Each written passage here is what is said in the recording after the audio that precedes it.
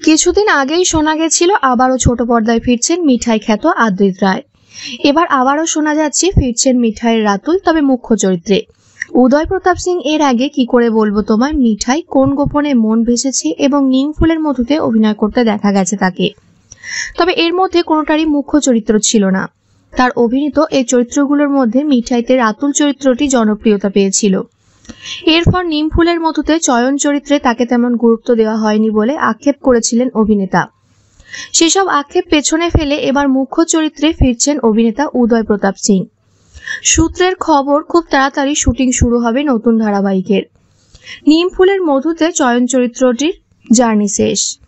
সিরিয়ালে দেখানো হয়েছে কর্মসূত্রে চয়ন এখন দিল্লিতে পোস্টিং হয়েছে, তাই নিম ফুলের মধুতে আর চয়নকে দেখা যাবে না।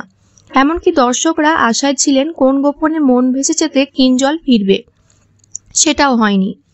এবার দেখা যাক কিঞ্জল চরিত্রের মুখ বদল হয় কিনা, নাকি আর পর্দায় ফিরবেন না কিঞ্জল। সেটাই দেখার, কর্তৃপক্ষ কোন সিদ্ধান্ত নেন।